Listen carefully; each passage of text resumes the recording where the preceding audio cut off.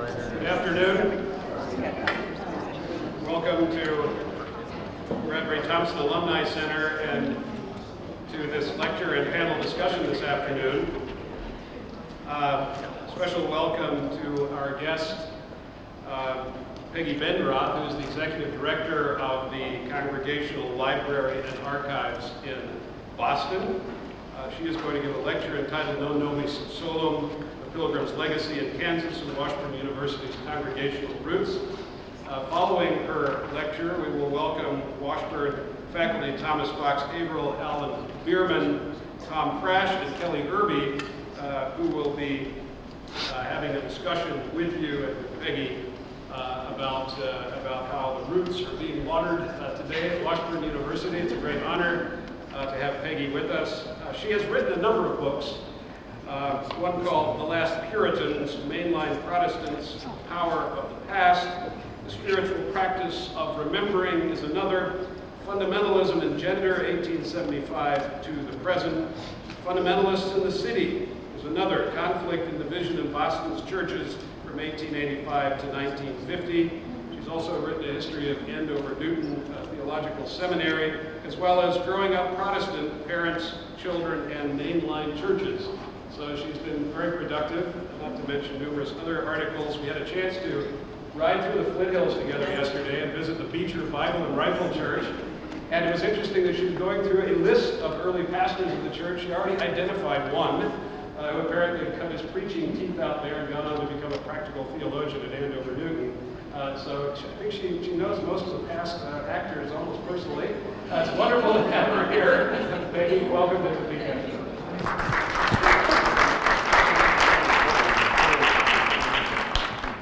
Thank you so much, everyone, for coming out. Thank you, Tobias, for that introduction and for the lovely tour yesterday. Thank you, Peggy Clark, for inviting me and making this possible.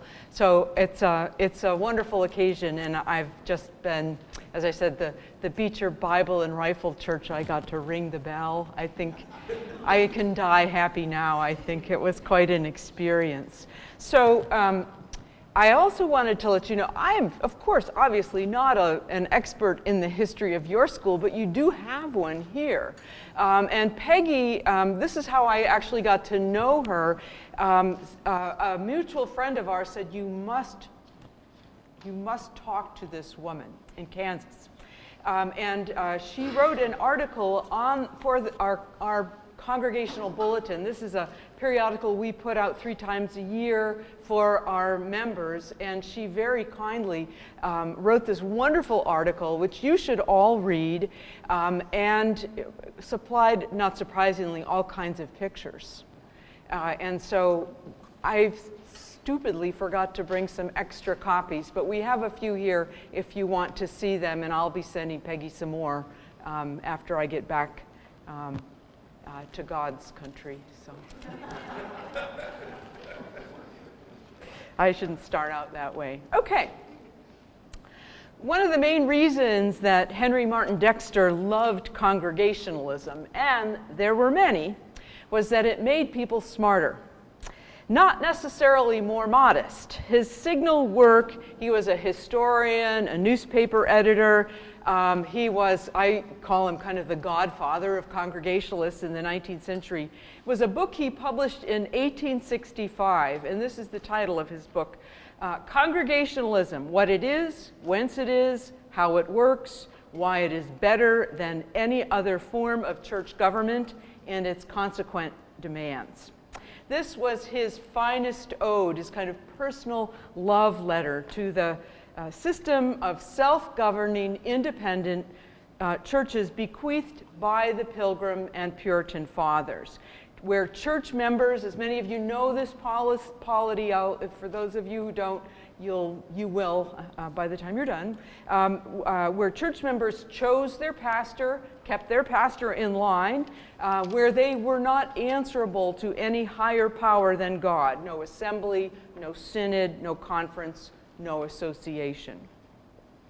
And so the congregational system, as Dexter said, calls on every one of its members, even the humblest, to take a part with every other in deciding the great questions of faith and duty.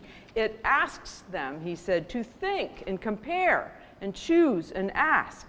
The humblest member of a congregational church may, in fact, at any time be called upon to discuss, and perhaps by his individual vote to settle, a question in its temporal and eternal reachings and interest infinitely graver than any on which our senators and representatives are accustomed to vote at Washington. That was all one sentence, believe me, and I shortened it. The congregational way wasn't for lazy people, in other words. In theory, anyway, it didn't allow anybody to sit in a pew and let the minister or the bishops or the bureaucracy decide everything. Good Congregationalists had to come to church prepared to pay attention. Now, I am not going to argue his point. There are plenty of smart Methodists and Catholics and Hindus and maybe a few Presbyterians out there as well. But I do take Reverend Dexter's larger point that certain social realities matter and we need to pay attention to them. Now, there's, you know, when you say the words church polity, you can see people's eyes glazing over, and unfortunately, I love church polity, and so I'm going to try to talk about it in a way that doesn't make you glaze over. It's kind of this boring terminology for how churches organize themselves, how they empowered and molded people. This system of church government, which most people don't really talk about, in many ways don't understand today, is deeply consequential for our story today. In many ways, I would say more than any particular set of beliefs or doctrines. It's essential to what we call a church tradition, how the churches run themselves. Now, don't worry, I will not use the words church polity again, but you can check, okay? I'm going to invite you to think about American religion in a way that most people don't. I'm going to introduce you to a group of American Protestants who were passionate about their organizational system. Their enthusiasm feels a little odd today, but it's terrifically important. As we'll see, this congregational way, as people called it, got a bunch of parochial New Englanders out to Kansas, and it got them involved in higher education before they even had a chance to think about what they were doing. And so for the next while, I'm going to talk some about Pilgrims and Puritans, who were the direct ancestors of these Congregationalists, some about the tradition, what defined it, and finally, I'd like to just talk about the ways that their experience here changed them, and how it reinvigorated their sense of who they were and what they were about. In other words, those Congregationalists who came here from New England weren't just missionaries to some benighted Midwesterners, but were in many ways brought back to their roots by traveling across the Hudson River. So first, this idea of the congregational tradition. This word tradition is very easily misunderstood, but it's extremely useful, and so I want to pause on that for a moment before we get going. You know, a tradition is not just a set of changeless rules to be guarded and protected at all costs. You know, we must always use Aunt Ophelia's stuffing recipe at Thanksgiving. We must always sing the Star-Spangled Banner before a baseball game. We must always expect women to be silent and submissive in church. That's traditionalism.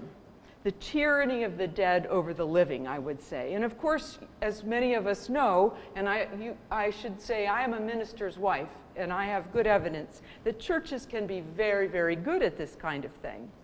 But it is, in a sense, it's this traditionalism. I say it's being afraid of our ancestors, of what they might do to us if we drop the china or step too far over the line of change. Of course, the other alternative is assuming that the past is past, it has nothing to teach us, that we're simply smarter and more self-aware than those benighted ancestors.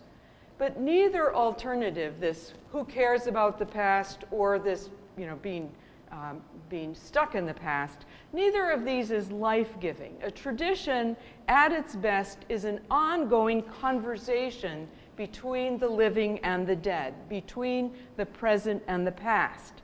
Past is not always right, but it's not always wrong either.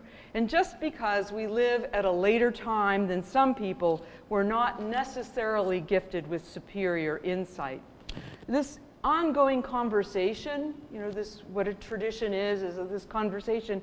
I also say that it has limits and boundaries. The conversation is not about anything that comes to mind. It's about a set of ideas that are so vivid and so compelling and so important that people can't stop talking about it. There can be no last word in a good, living, vital tradition. But of course, there is a first word. So now I'm going to talk a little bit about those Pilgrims and Puritans. The conversation has to be about something. And so for Congregationalists, that important first word came from the Pilgrims and their Puritan cousins, those people who left England first in the 1620s and then in the 1630s and 40s, and established all those churches in New England. It was drawn from a set of beliefs and practices that they called, again, the Congregational way. Now, quick parenthesis, historians have tended to see these groups as two separate groups, and again, there's a lot of long and complex, and I would say, even me would say, somewhat dull conversations about differences and similarities. But let's just say that during Henry Martin Dexter's time, the late 19th century, though they conflated these words over and over. They just used Pilgrim and Puritan interchangeably. And so I'm going to kind of take the liberty to do that. And I hope nobody calls me on that. Well, a lot's been said about these people, and all kinds of stereotypes still linger. They were witch-burning killjoys. They were allergic to anyone else having fun. The library where I work at is at the very top of Beacon Hill, and I told people yesterday, the duck boat tours, these World War II pontoon boats, they go by the library all the time, and I hear what they're telling people. And of course, this is the week that everybody comes to Salem to celebrate all the witch killing. And I don't run after them, yelling that's not true, but sometimes I feel like it. Those stereotypes are mostly wrong, and they have a lot more to do with tourism and Nathaniel Hawthorne than historical fact. Certainly, there's much that is deeply problematic about any kind of colonization, and those Pilgrims and Puritans were definitely colonizers. Over the next year, the 400th anniversary of the Pilgrims' arrival, this is something that we'll be working through. But for our purposes here this afternoon, I really just kind of want to define what I call their opening gambit, the set of ideas that they bequeathed to Dexter about how to do church. And in many ways, they bequeathed them to us, and think about what that meant, having them take root here. So the Puritans came here not simply for religious freedom, but to start fresh, to get out from under the ritual, the hierarchy, the set patterns of the Church of England. They believed that church had to be a choice, not something that you were born into, and that people had to have a stake in decision-making, a voice in their church proceedings. And so those Puritan congregations in New England were built from the ground up, not so much independent, although they would use that word, but I like to say that they were sufficient. Each local church had everything it needed to do the sacraments, to do the preaching of the word. They didn't need to call in a bishop or some other authority to kind of legitimize them. These churches in New England in the 17th century, they were places where ministers, of course, as we know, had a lot of respect, a lot of spiritual authority, but we also know that these men were emphatically not in charge, sometimes, very much not so. To be a church member meant you had to show up a lot, you had to take part in discernment and decision making, even speaking some truth to power. You know, people, you know, are, in my part of the world are fond of saying, oh yeah, the Congregationalists are the ones that, you know, gave us democracy. And I said, well, there were some guys in Virginia that might have had a little to do with that as well. But it's not so much that they gave us democracy. I say they gave us this principle of the consent of the governed, that people in authority are there because we put them there. And, you know, in theory at least, we can take them out of authority. This principle of speaking truth to power extended from church matters to political ones. The churches in the various towns elected their representatives. They still to this day call them the selectmen. And they sent these representatives to the general court, the ruling body in Massachusetts Bay. So really, far from being repressed and authoritarian, 17th century New England, and this is kind of how historians are now starting to talk about this, was about as radical as things got politically in the Western world. One of the most democratic, the most participatory, and of course with the highest rates of literacy in the Western world. And of course, you know, as we all know, I hope, you know, at least I know, there is a darker side to this principle of watch care, that everyone is involved in decision making, that everyone needs to show up and be counted. The importance of the gathered community. You know, New England was meant to be this city on a hill, an example for the rest to follow, and that's pretty high stakes, especially if God is the one kind of watching to see, you know, that you follow through. You had the responsibility to make sure your neighbors were not falling into sin.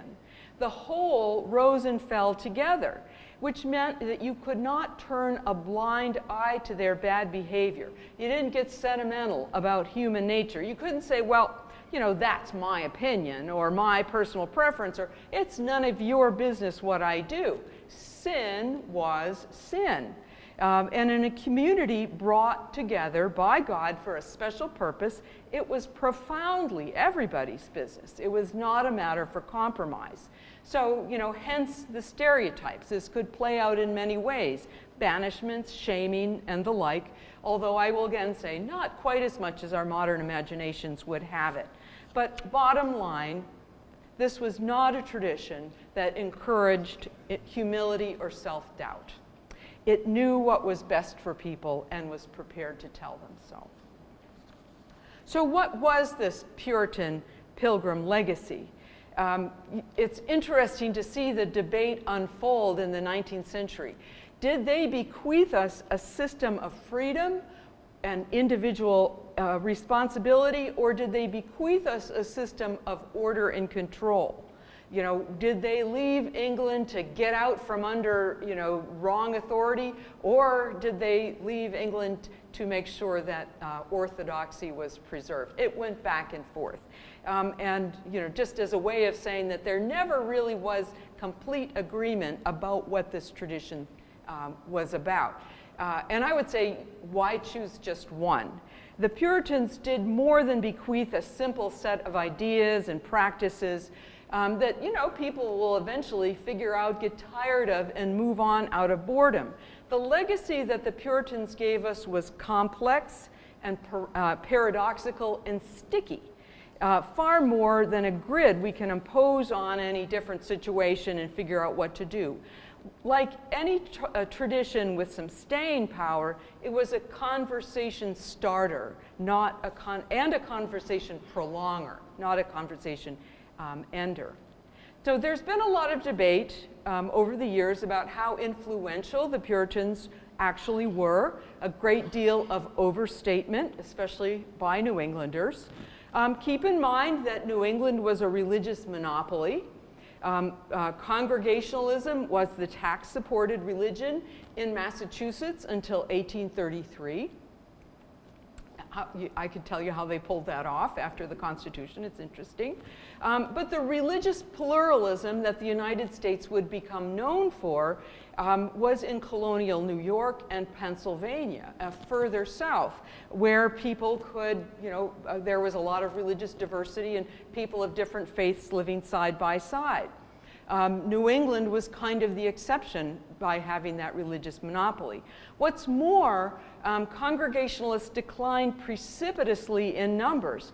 From their glory days kind of ended in the colonial period in terms of numbers. From the 19th century on, they began to kind of fall behind. In 1776, 20% of churchgoers were Congregationalists.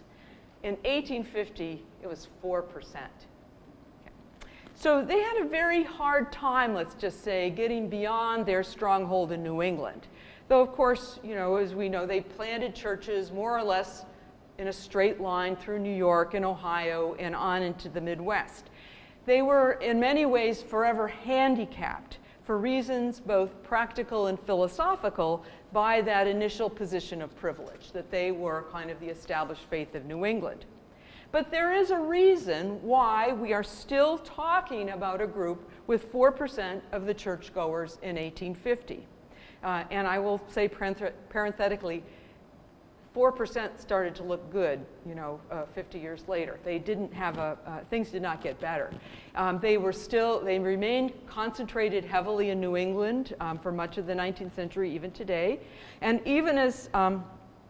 but even as time passed, those Pilgrim and Puritan tradition informed Congregational churches with a set of givens about what churches do, about, you could say, the civic role that they play. It is the assumption that the church is not just for the people who go there, every activity in the church designed to benefit the members and nobody else. It's something different. When I speak in a lot of Congregational churches, and somehow I would always end up in the church that was celebrating something that they call Boy Scout Sunday. And I could never figure out why I was processing into church with Boy Scouts, this tall, and they were reading my scripture before I gave the sermon in church. But it makes perfect sense if you know the history. In an article called The Civic Engagement Tradition, historian Peter Dobkin Hall, he cites a study that was done by two sociologists in Newburyport, Massachusetts in 1941. These scholars were not necessarily interested in religion. They wanted to see how institutions worked in these small towns, and of course realized that you couldn't answer the question without taking churches into account. And they discovered that there were basically two kinds of churches in Newburyport. One group of Protestants had relatively few community ties. Their group activities, as I said, were for their own members. The other group, and these were the Congregational churches, sponsored youth groups, athletic groups. They were where the Boy Scouts and the Campfire Girls met, where the Red Cross had its blood drive, where people went to vote even. It didn't matter if these organizations benefited the church or didn't benefit the church. They were simply groups that served the entire community, and the Congregational church was the one that served the entire community. So that kind of ethic, we still see it practiced in New England and many other churches with kind of Congregational roots today, I would say. And so, of course, it just makes sense that these Congregationalists would care deeply about education, and education of a certain type. If you ever have a chance to visit the library on 14 Beacon Street in Boston, the building that we're in used to be the headquarters of the Congregational churches, such as there is ever a headquarters for a group of people who don't like to be told what to do. The Congregational house is 8 stories tall. We're in the second, third stories.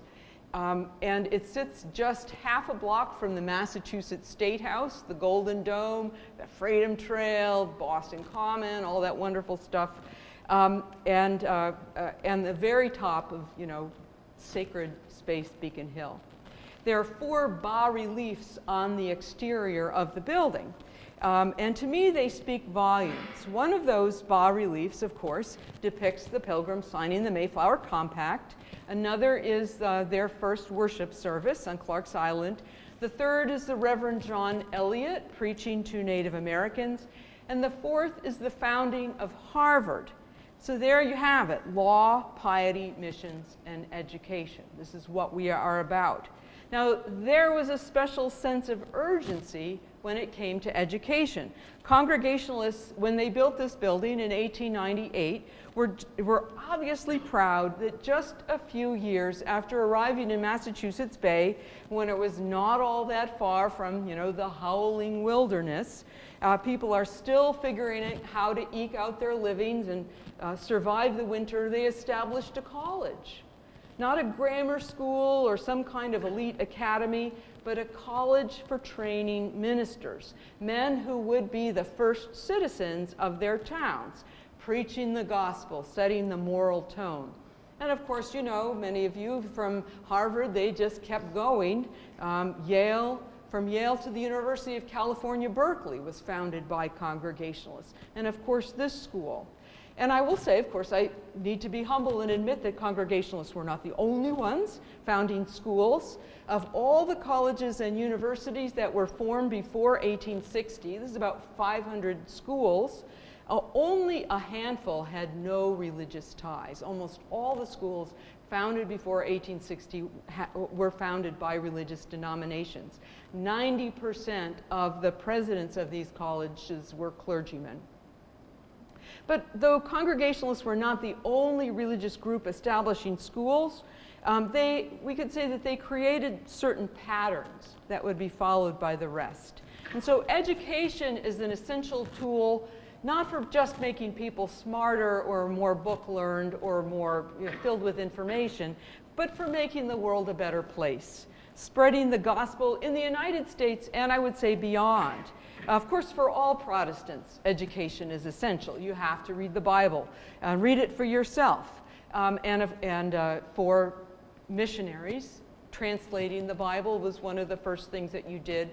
And of course, teaching people to read and not just, basic literacy, but some sophisticated understanding of that written language. And so the missionary agency for Congregationalists, the first, established in 1810, was called the American Board. The American Board sent out missionaries, but they didn't send them out just to kind of wave a Bible on a corner or start preaching somewhere. They established schools all over the world, and many of these schools are still standing. They're famous: Robert College in Istanbul, the American University in Beirut, the Ananda Seminary in South Africa, the Punahou School in Hawaii, where Obama attended. All last week we had, and it's interesting to me because the Congregational Library is one of the last kind of points of one of the last kind of points of connection for these old American board schools. They want to go back and see their roots. And I've actually been out to Athens to speak to a group to tell them about their roots. But they come from South Africa, they come from Turkey. We have 100 Japanese school children every year from Kyoto. These schools were a permanent legacy in ways that, of course, people beyond the United States don't necessarily see.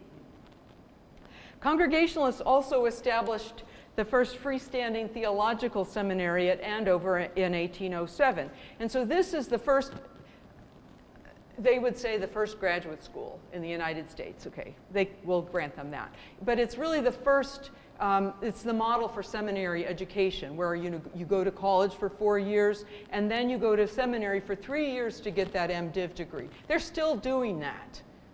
Okay, and the curriculum, of course, has changed over the years, but Andover was the one that kind of set that fairly arbitrary 3-year requirement.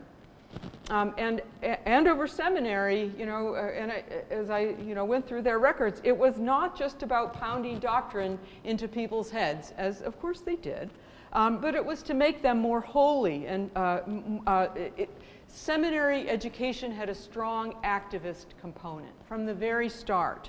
And so here we're starting to circle back to Kansas.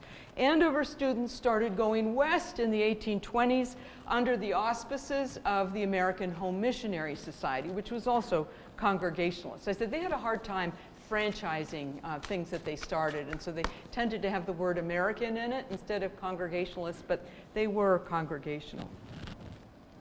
And so these seminary students started forming their own groups. The Iowa Band left New England in 1843, and as many of you know, the Kansas Band at the height of abolition excitement in the 1850s. These four students, Richard Cordley, Grosvenor Morse, Sylvester Storrs, and Roswell Parker, knew what they were in for. Bloody Kansas was consumed with fierce battles over statehood, whether it would enter the Union as a free or a slave state. The Kansas question was for a few agonizing years the focus of all the moral indignation and building anger in the United States as the nation headed towards civil war. Guerrilla fighters came to Kansas from all over, of course, including John Brown and all those famous Beecher's Bibles, rifles purchased by the Plymouth Church in Brooklyn, where Henry Ward Beecher, Harriet's little brother, was the minister. And of course, stories about this abound, and again, many of you know these better than I do. Cordley narrowly escaped death when William Clark Quantrill, a notorious pro-slavery guerrilla, burned down his house and all his possessions, hoping to get rid of that damned abolitionist preacher. Roswell Parker, who organized churches in Leavenworth and Wyandotte, kept guard over them with a Sharp's rifle. So, you know, these are the stories of legend that get told over and over. But I want to shift the story just a little bit to think about what Congregationalism looked like here. And again, I kind of made the point that it wasn't simply a replication of, you know, the blueprint that New Englanders were so proud of. The Congregationalists who settled in Kansas in the 1850s and 1860s, and by 1865 the number of churches had grown from 2 in 1854 to 32 with nearly 800 members. They saw themselves very explicitly and charmingly, I think I would say, as latter-day Pilgrims. And this is from their, you know, initial declaration in 1857. It shall be our aim, as far as practicable, to transplant the principles and institutions of the Puritans to these fertile plains, and to lay foundations which will be an honor to us when in the grave and a blessing to all coming generations. In other words, they were not thinking small. Somehow, Congregationalism made sense out here in a way that it hadn't that it didn't in New England. To those first settlers, it looked like the logical extension of that original Puritan tradition. The settlement of Kansas was affected in the interests of freedom. When Congregationalists wrote in 1866, it was natural that this interest should appeal first and strongest to the sons of the Puritans. It was very appropriate, he said, that the sons of those who braved the ocean and the wilderness to secure freedom to worship God should be the first to brave the difficulties and dangers attending the next great step towards universal freedom. Kansas people and Pilgrims were kindred spirits, he believed, in an almost literal sense, ready to brave physical dangers and privation, to leave their comfortable homes and take on unknown risks, all, he believed, for the cause of freedom. And actually, in many ways, Kansas was a lot like New England, at least the early 17th century version of it. People were scattered, they were isolated, they were surrounded by hostile natives who they believed they should be converting but could not fully imagine how.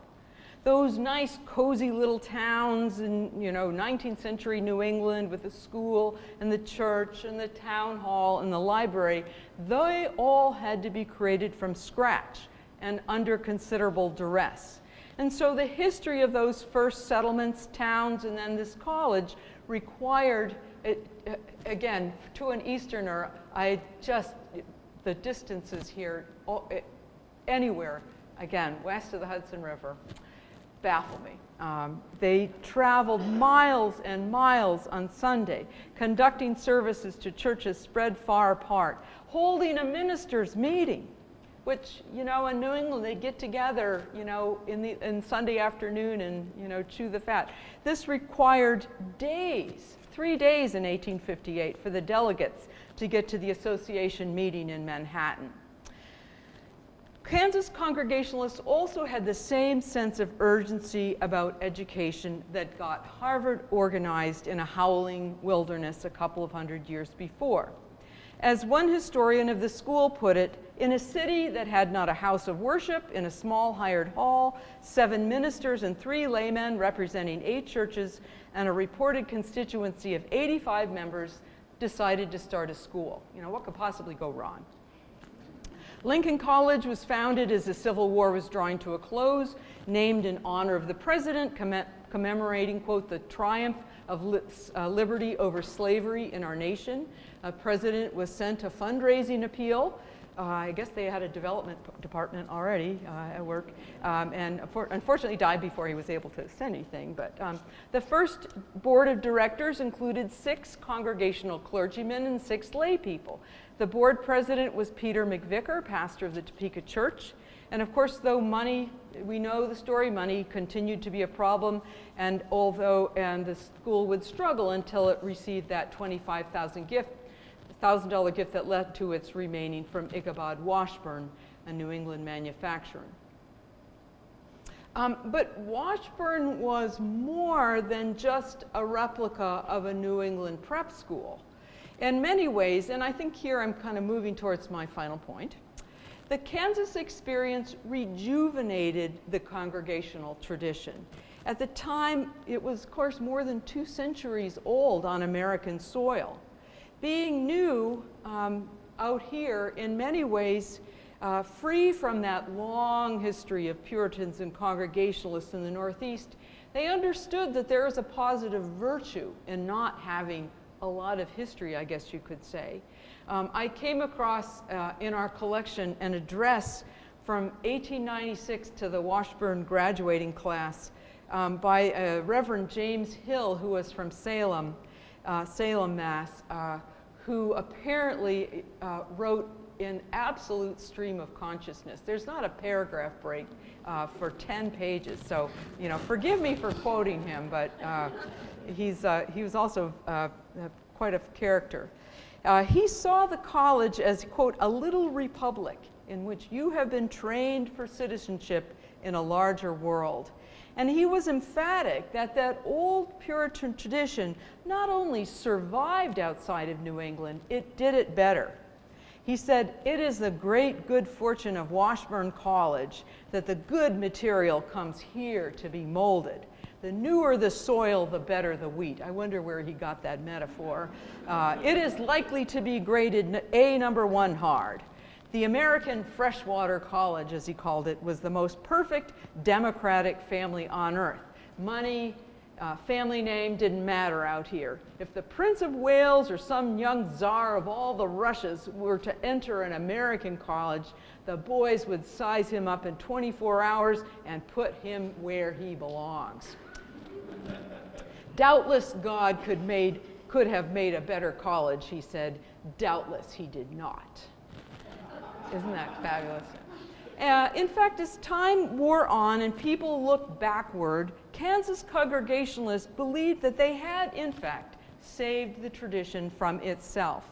And here's Leon Schnacky writing on what he called the heroic elements in Kansas Congregationalism back in 1901. He saw the Kansas-Nebraska bill as part of God's will for his denomination. The fact is, he said, New England Congregationalism 50 years ago and more was not without sin. It was provincial in its character, and the providential opening of the Great West and its accompanying perils stirred the Pilgrim blood and forced it out among a heterogeneous people to save itself. The slave power conspiracy was about to destroy freedom. That finally got Congregationalists off the dime. They came to themselves, cast off provincialism, and went directly to the scene of the conflict to swell freedom's tide. Those brave Congregationalists, he said, had a vision of a large, thrifty, free commonwealth Slavery crushed, ignorance crowded out, labor exalted, beautiful homes, churches and schools scattered all over these prairies.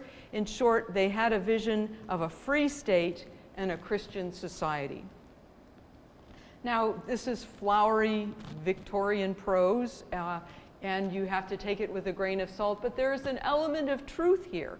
In many ways, if you look at kind of the larger history of Congregationalism, the West really did renew a tired tradition.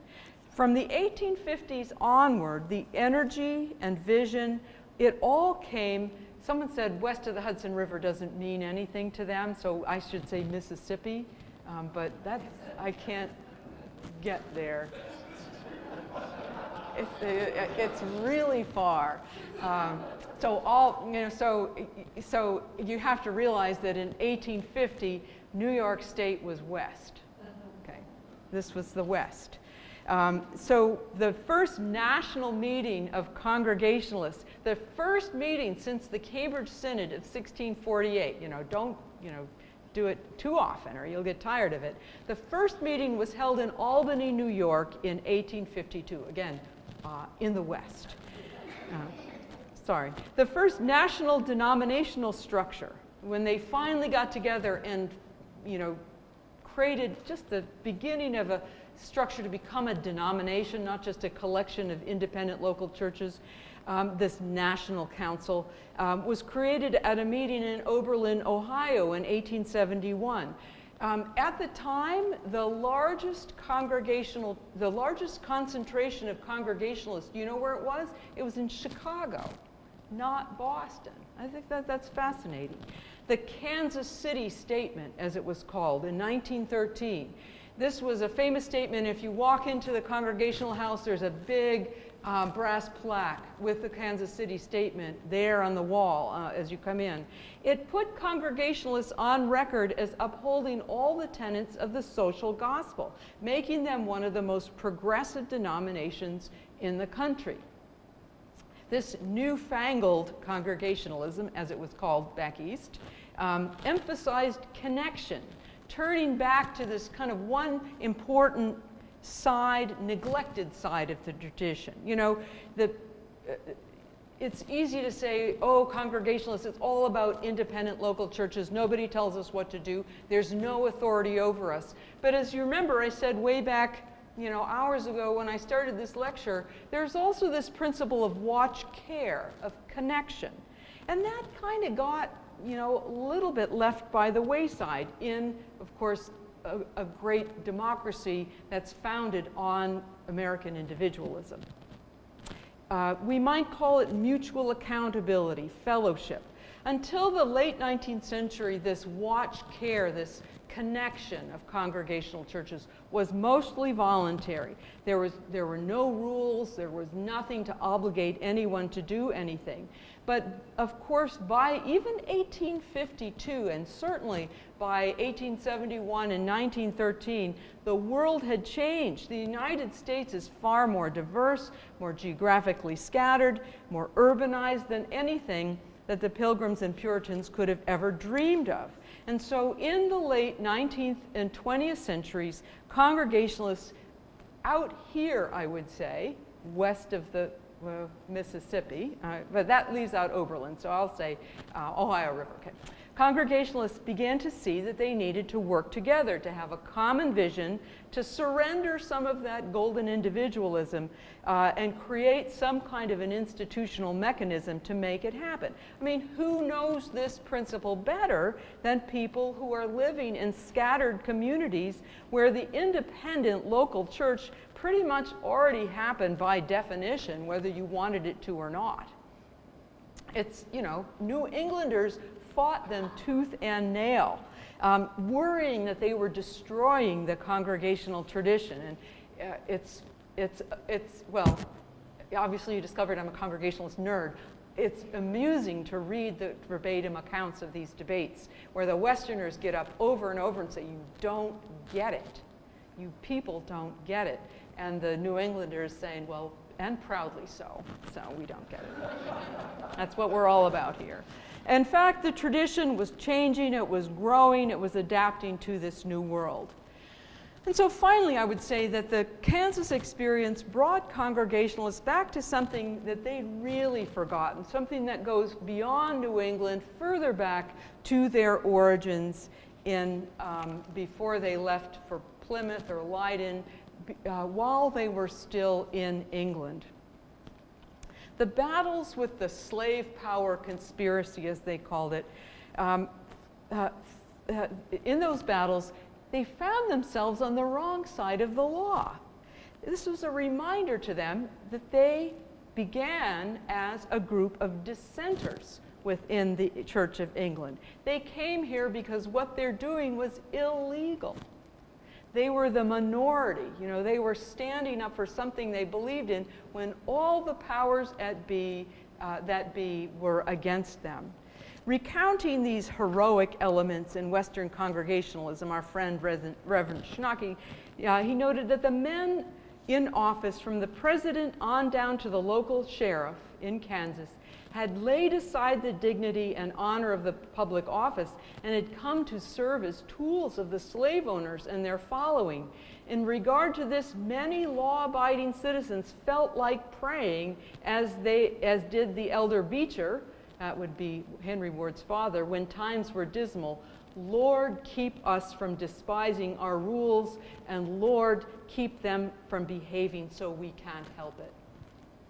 And so there is finally a power in dissent that an established, socially respectable, creed all too easily forgets. It took, I would argue, it took the Midwest and all the ways that it was not like Massachusetts and Connecticut to bring Congregationalists back beyond New England to Old England, to their deepest roots, to that rebellious spirit at the heart of their spiritual tradition. Thank you.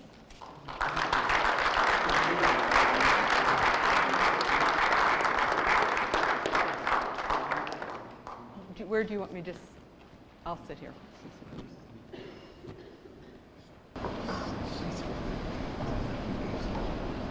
Hi, I'm Tom Averill, and I just wanted to thank you for a wonderful talk, very inspirational, and it fits in with a lot of what I've taught here for 37 years in creative writing and Kansas literature, and I was always struck really by the founding of Washburn University and of Topeka and of Lawrence, Kansas, and how much it was an act of idealism, this anti-slavery, free state cause, a cause that was fired by ideals and by words and even by poetry. You know, universities thrive where there is conversation and the inspiration of shared words and shared language, which is part of the Congregationalist way, I think. Words call for action, they bring people together, not for ourselves alone. And I just want to read two poems from that time period that sort of exhort people when we think of how we got here. In part, it had to do with language and with words. And the first one I'll read is by John Greenleaf Whittier, the great Massachusetts poet who was a Quaker, very well published, born in 1807, died in 1892. And he wrote in the Atlantic magazine the song of the Kansas immigrant. And it was very widely published in newspapers as well. It goes like this. We crossed the prairies as of old the Pilgrims crossed the sea, to make the West as they the East the homestead of the free. We go to rear a wall of men on freedom's southern line and plant beside the cotton tree the rugged northern pine. We're flowing from our native hills as our free rivers flow. The blessing of our motherland is on us as we go. We go to plant her common schools on the distant prairie swells and give the Sabbaths of the wild the music of her bells. Upbearing, like the ark of old, the Bible in our van, we go to test the truth of God against the fraud of man. No pause, no rest, save where the streams that feed the Kansas run, save where our pilgrim gonfalon shall flout the setting sun. We'll tread the prairies as of old our fathers sailed the sea, and make the west as they the east, the homestead of the free. Of course, part of this was aided by the New England Immigrant Aid Society that had been started in Massachusetts early on by Eli Thayer, by Amos Lawrence, and one of John Greenleaf Whittier's protege was a woman poet named Lucy Markham. And Lucy had been born in 1824, very poor family. Her father went to sea and never came back. She worked in the textile mills in Beverly, Massachusetts, and other textile towns, Andover in particular. And then she became a teacher, went to Illinois, then came back to Massachusetts. And she was early on published by John Greenleaf Whittier. And the New England Immigrant Aid Company happened to run a competition, a prize of $50 to whoever might write the most inspirational poem that might draw people to the New England Immigrant Aid sort of goal and mission of coming to Kansas. And so she won this when she was just 30 years old, and it was published in newspapers all over the country. And it's called A Call to Kansas by Lucy Markham. Yeomen strong, hither throng nature's honest man. We will make the wilderness bud and bloom again. Bring the sickle, speed the plow, turn the ready soil. Freedom is the noblest pay for the true man's toil. Oh, brothers, come brothers, hasten all with me. We'll sing upon the Kansas plains a song of liberty. Father, haste, o'er the waste lies a pleasant land. There's your fireside's altar stones, fixed in truth shall stand. There your sons, brave and good, shall to free men grow, clad in triple mail of right, wrong to overthrow. Oh, brothers, come brothers, hasten all with me. We'll sing upon the Kansas plains a song of liberty. Brother, come, here's a home in the waiting west. Bring the seeds of love and peace, you who sow the best. That's the kind of language that actually inspired people to come here and found Topeka and Lawrence. Lawrence, of course, named for Amos Lawrence of the New England Immigrant Aid Company, Main Street, Massachusetts Avenue. And so I just wanted to share those and kind of follow up on the actual rhetoric that was going on during this time to reinforce some of what Peggy said. Thank you.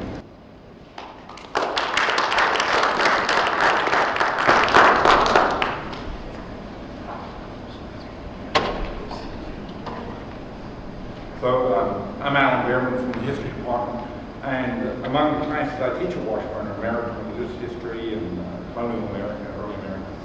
And so, like Dr. Bendroth, I'm a bit of a politics nerd. And one of the things that I spend quite a bit of time in American religious history doing with students, and me colonial America, is talking about how congregational polity is not for the lazy. So hearing Dr. Bendroth said that was music to my ears.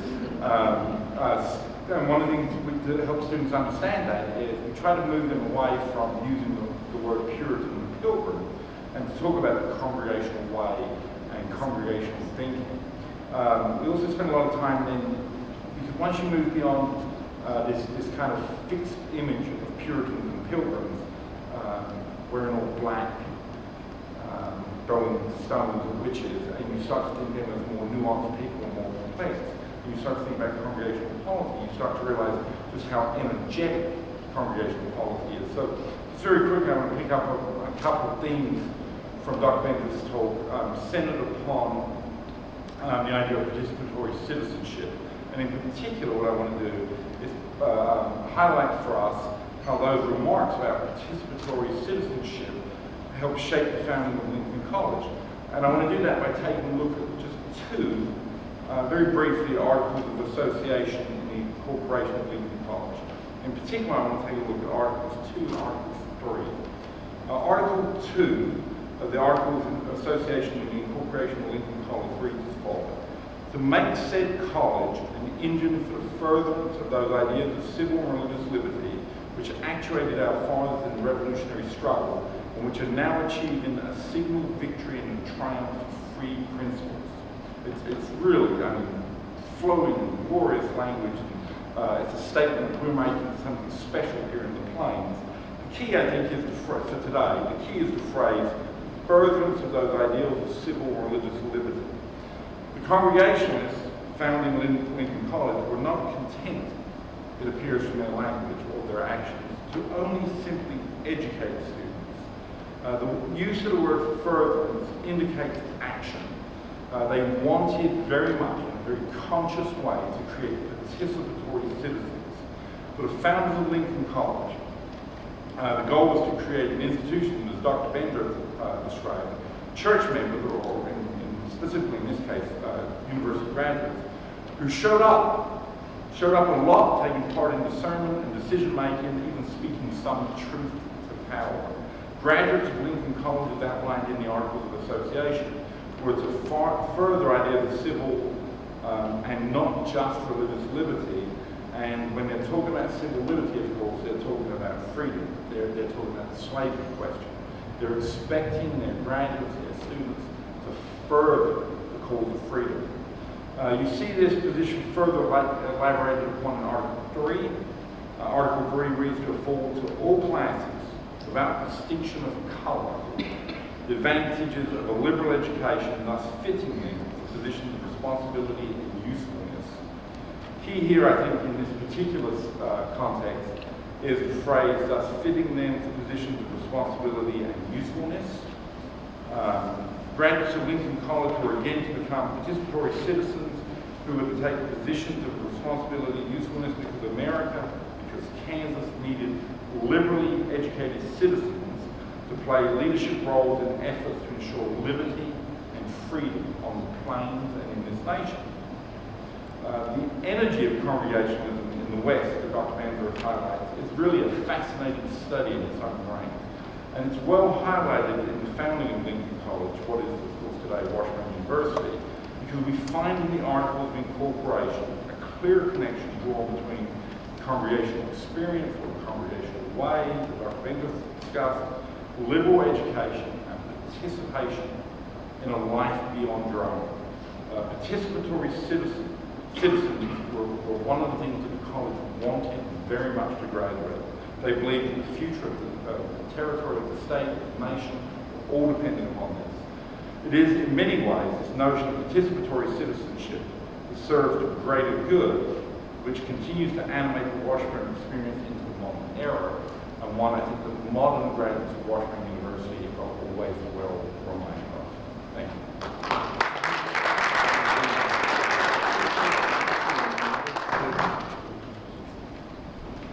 So I'll be developing and expanding on that idea of participatory citizenship that we just had from Dr. Bearman.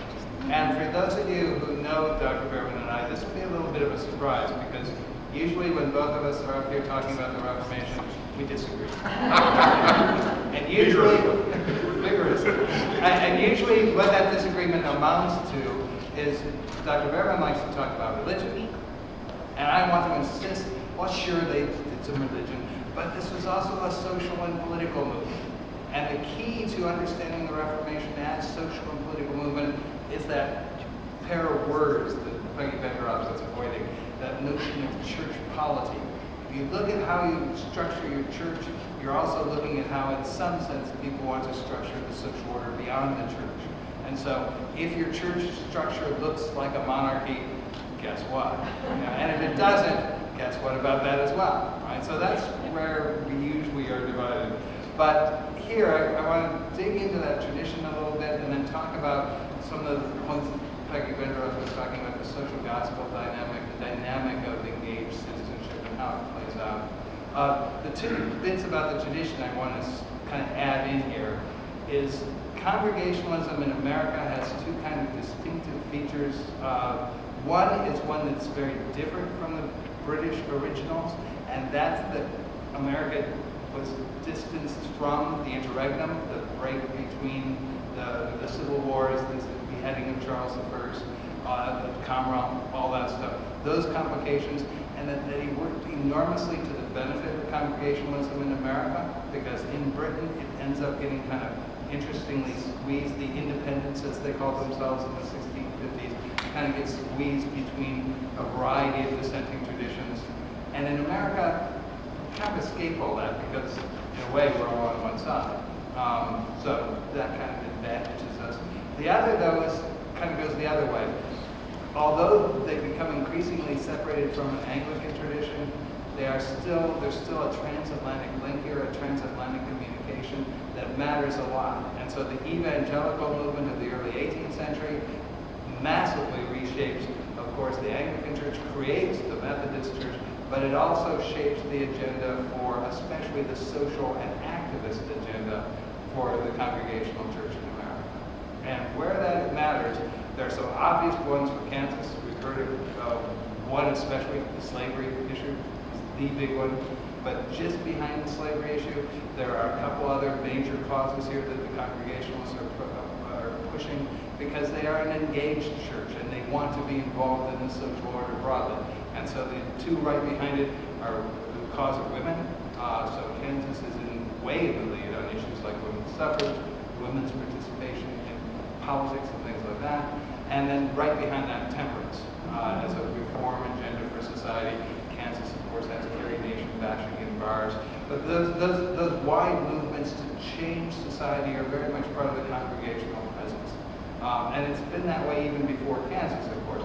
They are in the lead in the development of Protestant missionary activity from the beginning of the 19th century forward. They fight against Cherokee removal from the southeast in the 1830s. But it will also stretch forward into the later 19th century and into that social gospel agenda. So we find people like Washington Gladwin, a major congregational thinker of the mid to late 19th century, pushing for a social gospel that engages the church with the society that it lives in, supporting unions, worried about unemployment, worried about public works in cities, things like that. Pushing it even further by the end of the century. Walter Ruschenberg could almost be called a Christian socialist, and is aggressively pushing for support of unions, for very concerned with poverty, unemployment, those kinds of issues. The settlement house movement is deeply dependent on congregational support. And then by the early 20th century, Charles Sheldon, whose study was right across the street, right? What would Jesus do? That whole dynamic of that incredibly preachy novel in its steps. That's the congregational agenda carried into the 20th century.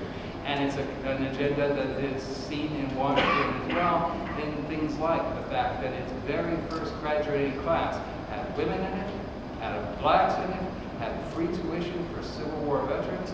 Those are things that are, part of that engagement agenda that Peggy Bendroth was talking about. And that's what I wanted to do.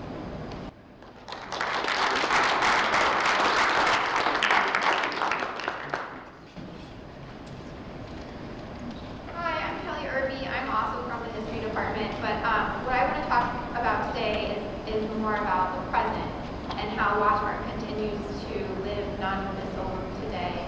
As we heard from pretty much everyone this afternoon, the founders of Lincoln College proposed in 1865 to remove artificial barriers to higher education, including those of race, sex, and class, by enrolling African American and female students, as Dr. Prasch told us, and Dr. Bearman, and also proposing scholarships for meritorious young persons who could not afford tuition. They hadn't yet adopted the motto that came later in the 20th century, but these founders clearly had non-Nobis Solum in mind, the idea that people should contribute to the greater good apart from their own interests. I would even say they had some measure of social justice in mind as well. The founders of Lincoln College wanted to level the playing field and narrow the gap between white and non-white, rich and poor, male and female. Today, Washburn continues to strive to live up to these ideals 154 years after the founding of Lincoln College. Washburn is by no means perfect. We have work to do to more fully commit the university to these social justice values, but I'd like to take some time to just highlight a few of the non-Nobis Solum efforts underway at Washburn today. And by no means is this an exhaustive list. I'm just going to hit some of the highlights. So Washburn, of course, has adopted an open enrollment policy. The university continues to make forward movement in welcoming a diverse student body and ensuring all students feel at home on our campus. The many programs and initiatives under the auspices of the Center for Student Success and Retention and the First Year Experience program, including the Ichabod Ignite program, which assists first-time direct from high school students who do not meet Washburn University's regular or exception undergraduate admissions criteria to pursue higher education. And this program, I'm happy to say, was just honored at the Celebración de Excelencia in Washington, D.C. There's also the Success Institute, which assists first-time direct from high school students from underrepresented groups prepare for college through a 5-week summer residential program.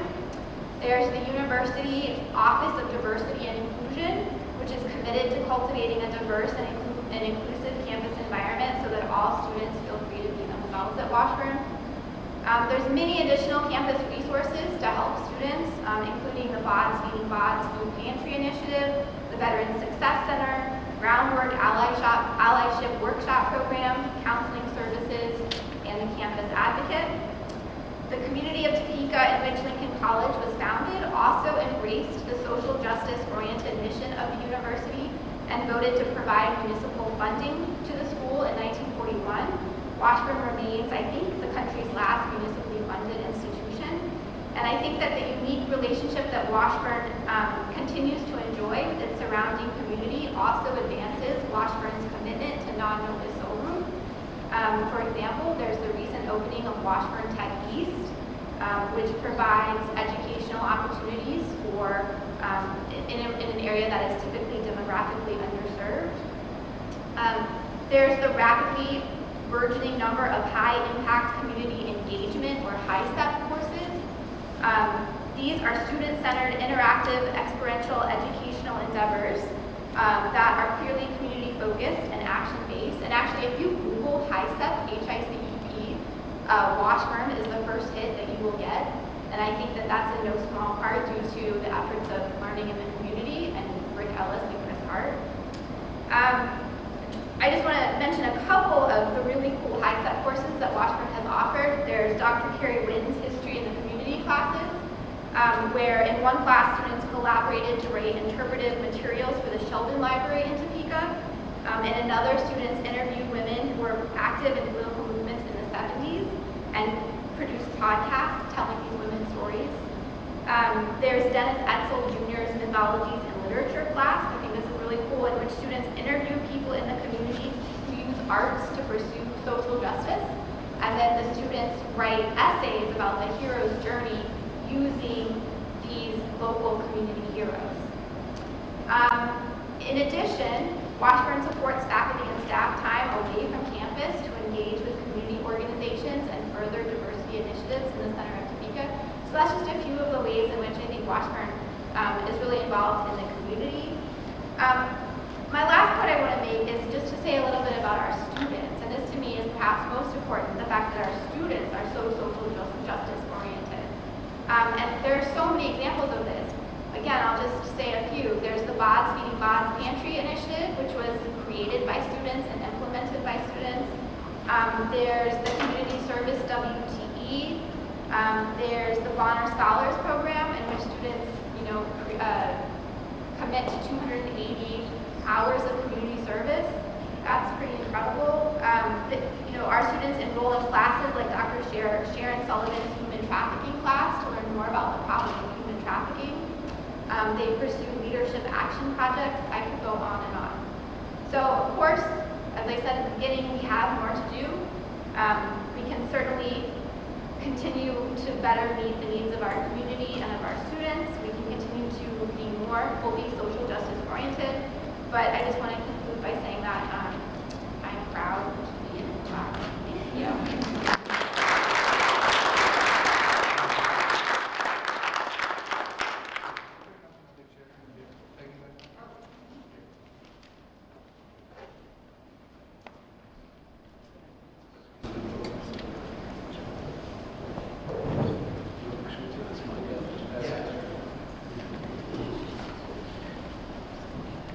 Well, I'll just say thank you very much for your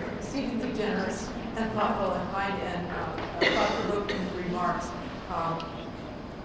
Yes, obviously. I just wanted to also add to the Congregational Social Gospel. Did you know that in 1934 they voted a resolution against the profit motive?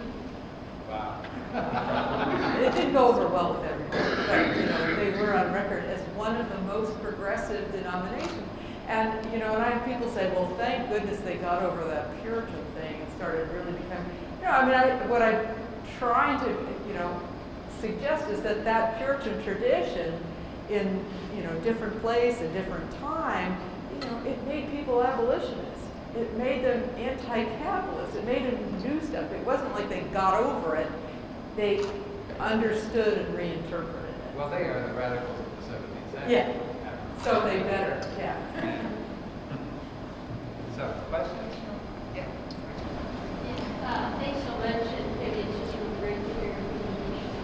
I'm going to ask you to speak a little bit also as a historian of women and someone really interested in gender studies as well, because you ended your talk talking about how what happened here in Kansas in the 1850s and 60s also changed the folks back east and rediscovering this heritage of descent through slavery and so forth. Can you say anything more about what was going on with women here and how that also affected descent? Tom mentioned that in his remarks, but I'd love to hear your take on that. Yeah, and more broadly about the role of women in congregational churches. I think this is going to come up. It's funny because in some ways it's a non-issue. People like to brag that they ordained the first woman, Antoinette Brown, later Blackwell, in 1853. And I point, depending on your mood, you can point out that she lasted in this little church in upstate New York for 18 months and became a Unitarian. So I don't know if that counts or not. But the truth of the matter was that the local congregation in that church said, yeah, sure, we'll take her. Sometimes, sure, fine. So there was no big battle royal in some general assembly or bishops going at it. Local churches could just say, oh, sure, yeah, we'll ordain that person because they seem like a good person. So they were quite proud of the fact that it was just a non-issue. We just didn't have to argue about it. The other side of that is that by the 20th century, they had ordained almost no more women. I say, it's great to be the first at something, but you got to keep on doing it after that. So they didn't necessarily do that. There is a strain in the tradition about respectability. These are the doctors and lawyers of the community. So in some ways, they certainly, because that original Puritan polity women were church members, and they did participate in discernment. That is, and they were educated. That's why you have Harriet Beecher Stowe and Lucy Larcom and people like that, educated women who are coming out and being teachers in the South and in the West after the Civil War. In some ways, that's more the legacy than, in their own churches necessarily. I don't know if that's a nice way to hedge it all. If you move outside the churches proper, I think there's a slightly interesting answer to this as well. And that is that the odd ideological gap in classic separate sphere domestic arguments, the women's sphere is the domestic sphere, and they should step outside of it. The odd gap in that ideologically is that nurturance and morality is also located within that sphere. And one of the interesting things that happen, and I guess it doesn't happen much in the church leadership, but one of the things that happens as a result of that is it opens up a platform for women's activism. And you see interesting sort of women's activists lead the way on temperance and anti-slavery in America and in Britain, and use that as a stepping stone towards pushing for things like women getting vote. Right? So there's an interesting sort of place that has.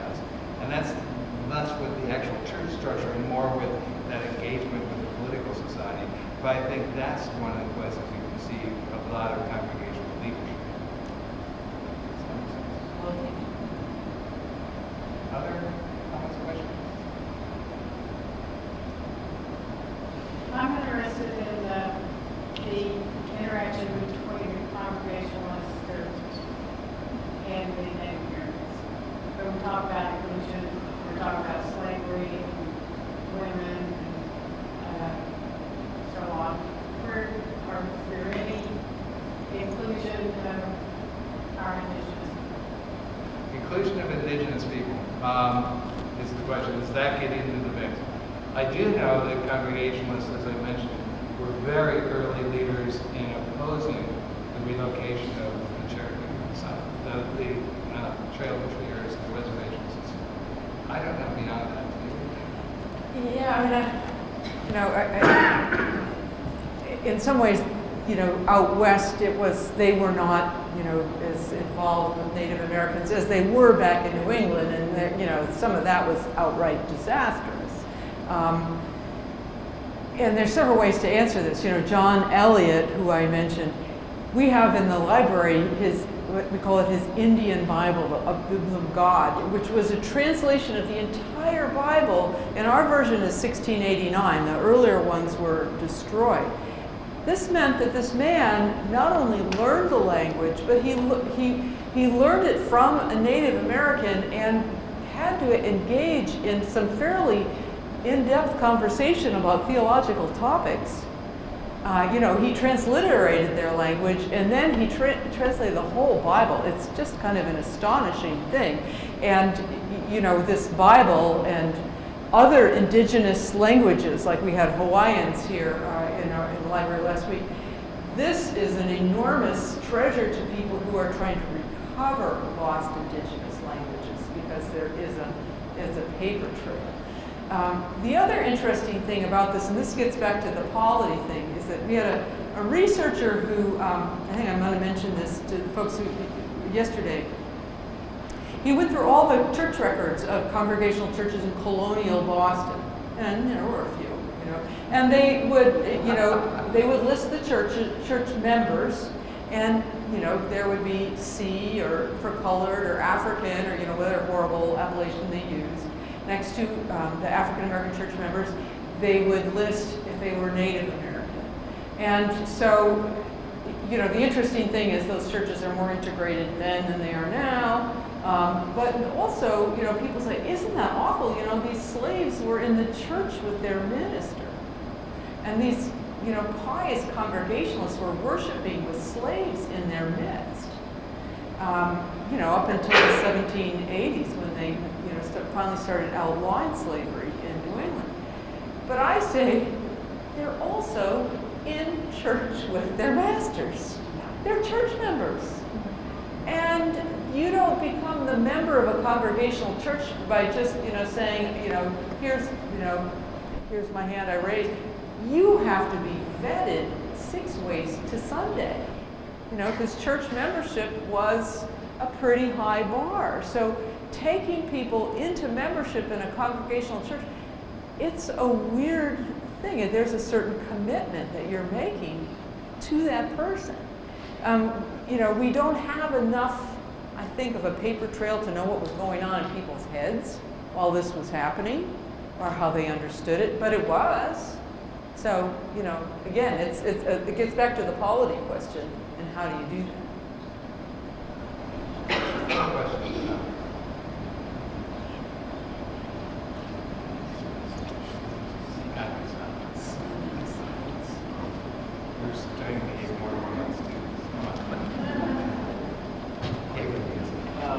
My denomination, United Methodist, there's many of us feel that the only way to keep the denomination together is much more congregationally oriented and push the decisions such as the ordination and appointment of LGBTQ people down to the annual conference and the congregation and take that decision away from the general conference.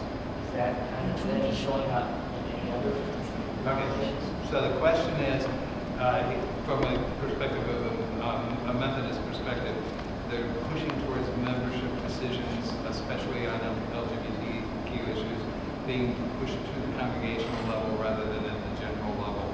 To me, that sounds like you guys are becoming congregationalists, but we'll let them. Finally.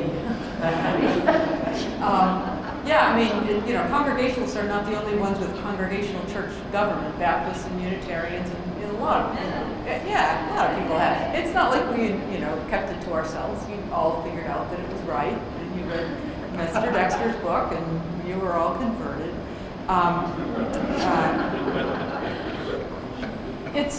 You know, it's interesting.